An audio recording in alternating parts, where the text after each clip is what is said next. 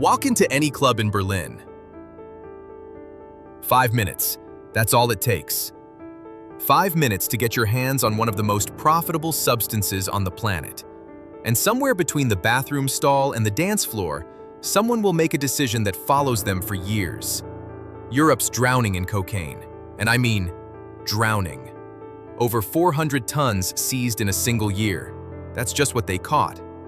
July 6th, 2021, Amsterdam, 7:30 p.m. A man walks down a busy street. Peter de Vries, one of the Netherlands' most famous crime reporters. 9 days later, he was dead. So yeah, we need to talk about cocaine. A few months ago, we asked our German viewers to share their experiences with cocaine. Almost 4,000 people responded. 4,000! Students, nurses, bankers, bartenders, factory workers, teachers. Some use it at parties on weekends. Others need it just to get through their shift at work.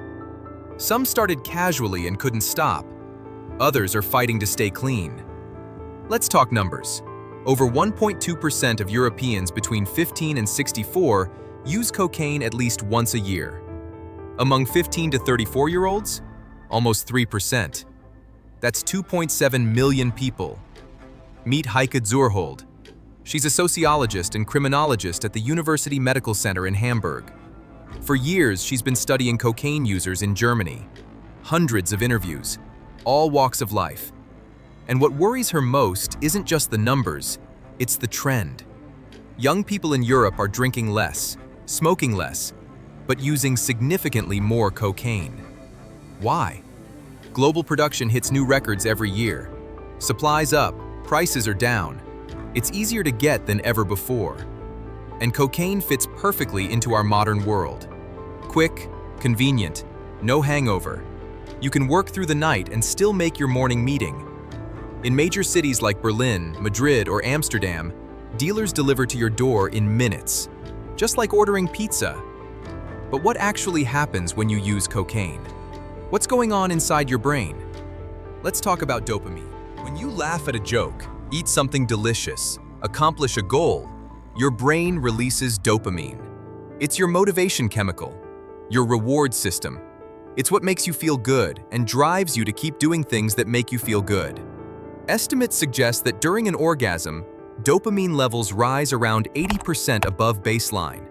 With crystal meth, that number jumps to around 1,400%, which is why it's so incredibly addictive.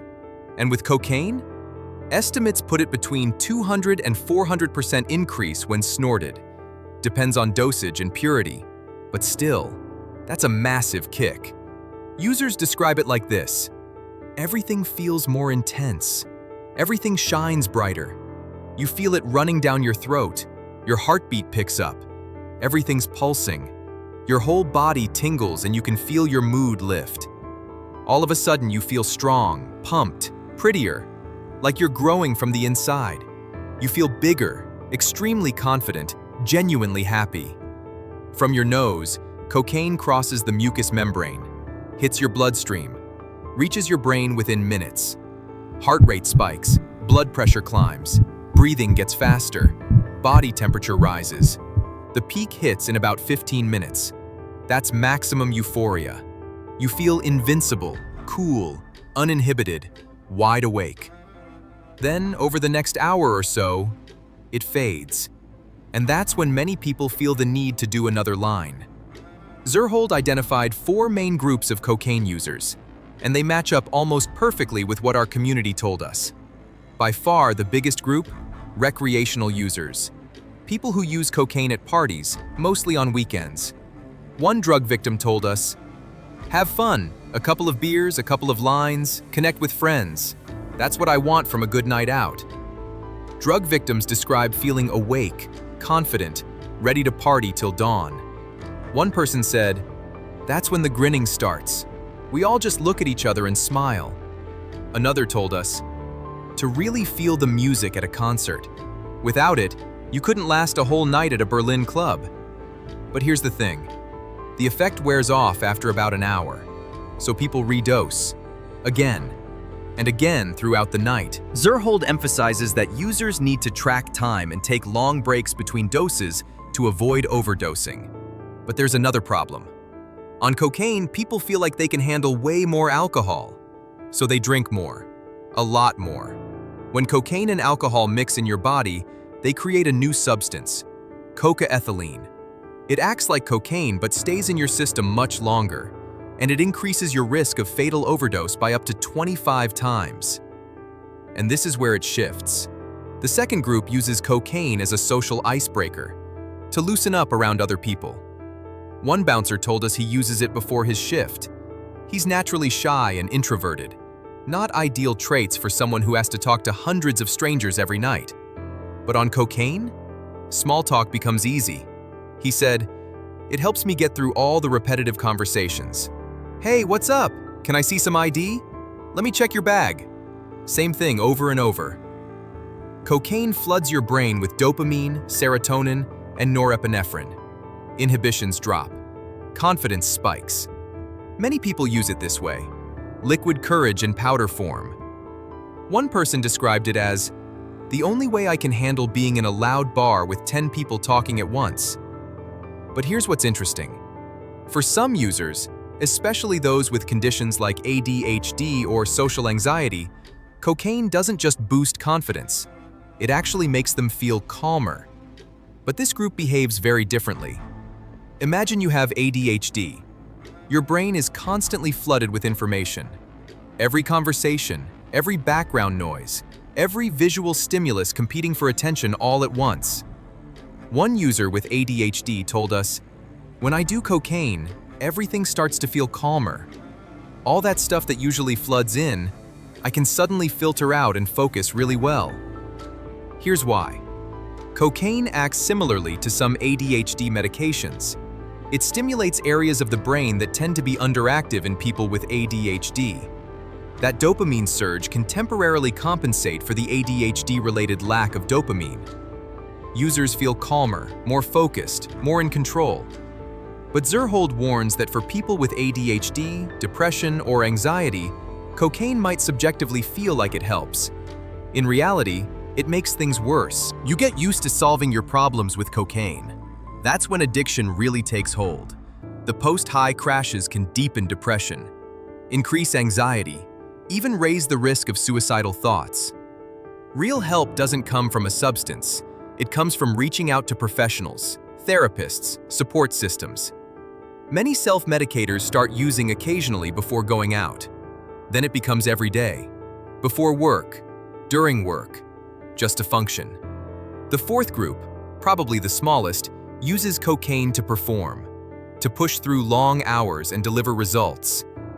One self-employed person told us, "It's extremely hard to keep my sales this high without the substance."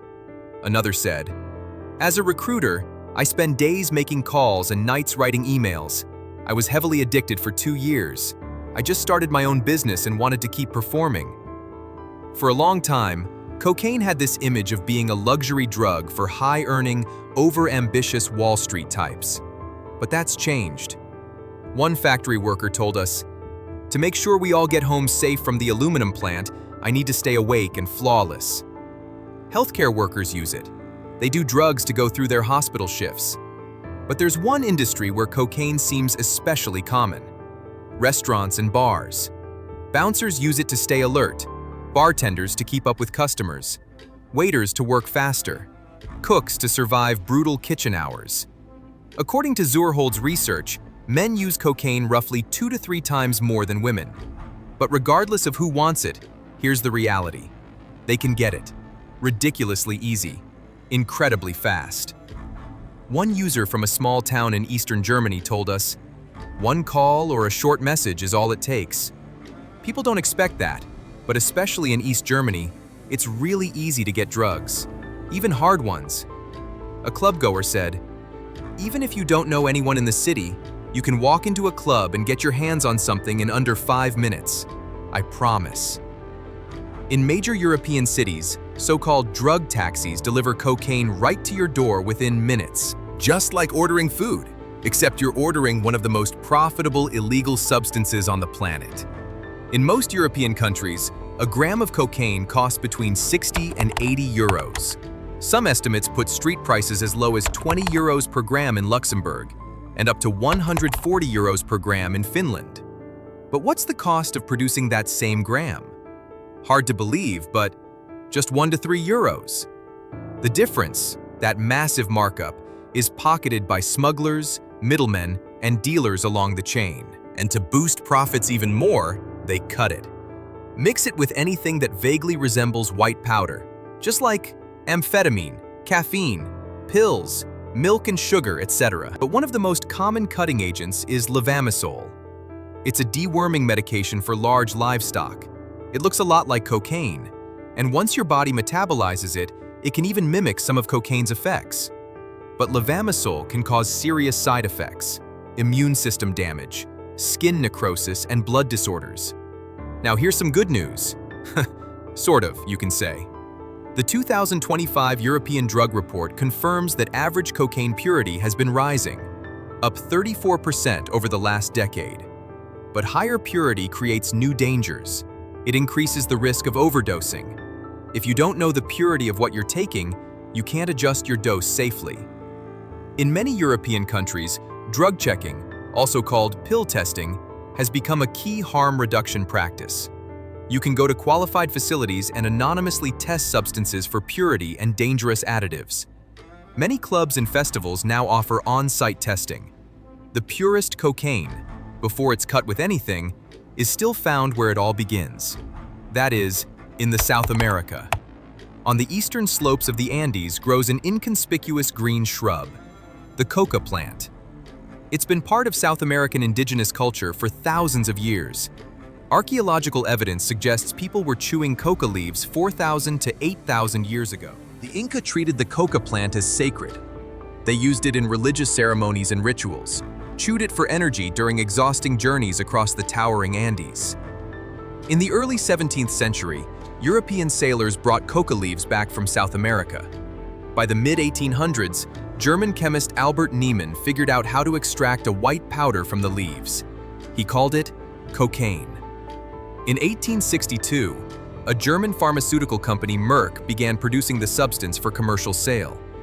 A year later, French chemist Angelo Mariani created a medical cocktail made from Bordeaux wine and coca leaves. The drink allegedly became Pope Leo XIII's favorite. A few years later, American pharmacist John Pemberton took inspiration from Mariani's concoction. But alcohol was controversial in the United States. So Pemberton dropped the wine and added cola nuts, which contained caffeine. He flavored it with lavender, caramel, cinnamon, and sugar, topped it off with soda water. After this experiment, in 1886, the first iteration of Coca-Cola was born. Reports claimed a liter of Coca-Cola contained about 250 milligrams of cocaine. Some early sources speculated wildly, even claiming several grams per bottle, claims historians still debate today. The exact formula and cocaine content remain a company secret to this day. Before Coca-Cola, cocaine was already used in medicine, first in analgesic eye drops, later as a local anesthetic. By the late 19th century, cocaine was everywhere in Europe, snorted or consumed as menthol eucalyptus lozenges to cure sore throats. One pill every 4 to 6 hours, each containing around 3 milligrams of cocaine. Kids were even given cocaine toothache drops, sold at pharmacies, no prescription needed. Then, in 1914, the Harrison Narcotic Act took effect in the United States. It banned cocaine from soft drinks and over-the-counter drugs. That same year, World War I broke out. British soldiers started using cocaine as a stimulant on the battlefield. By World War II, German, British, American, and Japanese troops had all turned to amphetamines. Today, medical use of cocaine is limited to a few rare cases where it's still used as a local anesthetic. You won't find it in sodas or on pharmacy shelves anymore. And yet, global cocaine production is at a historic high. Today, most of the cocaine sold and consumed around the globe comes from just 3 countries: Peru, Bolivia, and above all, Colombia. The coca plants are grown on vast plantations alongside legal crops. For many farmers, Coca makes economic sense. The plant is resilient. It can be harvested up to 7 times a year. Growing coca is often far more profitable than farming legal crop. One farmer told researchers, "The income I earn from coca allows me and my family to get what we need to live. Only the essentials." There are different ways to produce cocaine, but they all start the same way. Harvesting, done entirely by hand. First, the leaves are chopped up, then sprinkled with fertilizer and dusted with lime. The fertilizer helps release the active substance from the coca leaves. The mixture is often soaked in gasoline to boost extraction. Most farmers work with little to no protective gear. The leaves sit overnight in barrels or holes in the ground, repeatedly doused with gasoline, stirred and stomped until the mixture curdles. After the liquid is extracted, sulfuric acid and water are added. This pulp is filtered again until you get a thick paste, coca paste. In the final stages, carbonate salt and diethyl ether are added, producing a white mass that workers dry by boiling. A few final chemical tweaks create the fine white powder destined for millions of noses around the world. In 2022 alone, an estimated 2,700 tons of cocaine were produced in South America. But who controls all of this? Across the entire production and supply chain, drug cartels call the shots. For decades, authorities worldwide have been waging a bitter war against them. In Colombia alone, 6 decades of drug-fueled conflict have killed around 450,000 people, displaced more than 8 million, forced tens of thousands of children out of school. Some South American countries have been partially labeled failed states. In these regions, extremely rich and powerful cartels have successfully infiltrated and taken control of government institutions. When we think of cartels, we immediately think of Pablo Escobar, Colombia's Medellin and Cali cartels. But those big Colombian cartels were dismantled in the 1990s. The resulting power vacuum was filled by Mexican syndicates. They dominate the global cocaine trade to this day. The most important players? The Sinaloa cartel and the fast-rising Jalisco New Generation cartel, CJNG. On the ground in Colombia, they partner with criminal guerrilla groups, the Gulf Clan, Colombia's National Liberation Army, or ELN, the Central General Staff, EMC. For international distribution, they cooperate with some of the world's most notorious mafia networks: Chinese triads, the Albanian mafia, Italy's 'Ndrangheta. Each organization manages local retail in their respective domestic markets. South America has become one of the world's major hubs for organized crime. From here, cocaine fans out to every corner of the globe, and there are countless ways to move it across borders. Trafficking to North America is often handled via undeclared flights or clandestine fishing boats. It's a never-ending game between traffickers and law enforcement, one that forces smugglers to get creative. Some cartels have started building their own semi-submersible high-tech vessels, narco subs. But most cocaine heading to Europe is hidden in massive cargo ships. This contraband has been found inside all kinds of objects: books, surfboards, car tires, pumpkins, even walking aids for the elderly. The North Sea is a major entry point. Antwerp is widely considered Europe's biggest drug gateway. These officers search and search, and sometimes they find kilos, sometimes tons. But even big seizures barely dent the flow. In 2004, Germany seized just under 1 ton. By 2024, over 40 tons. Europe-wide, 2023 saw 419 tons seized, the 7th straight annual high. And with the white powder comes something else: violence. Remember the club bathroom from the beginning? That 5-minute decision sits at the end of a long, violent global chain. A call, a boat, a crate, power struggles, ruined lives. Tonight we traced that chain. We saw forests and labs, ships and ports, and the violence that keeps the system moving. And we saw people, users, workers, researchers, families. What do we do? Not just one thing, several together. Support harm reduction, Test your drugs, pace doses, avoid mixing substances. Protect journalists and investigators who expose traffickers. Invest in accessible, non-shaming treatment. Talk. If you're worried about someone, reach out. If you're struggling, reach out. Cocaine promises intensity, confidence, freedom. What it actually delivers is dependence, destruction, and a chain of pain that too many never see. It doesn't lift life, it slowly unravels it. But there is hope. We can break the silence. We can reach out, connect, and protect one another. If we speak, if we listen, if we act together, we can save lives. And maybe, just maybe, save a part of our humanity in the process. What do you think about all of this? Share your thoughts in the comments below. And if you'd like me to uncover more hidden secrets, just let me know. I hope you enjoyed the video. Don't forget to subscribe, follow, and share. I'll be bringing you more fascinating and little-known facts. See you in the next one.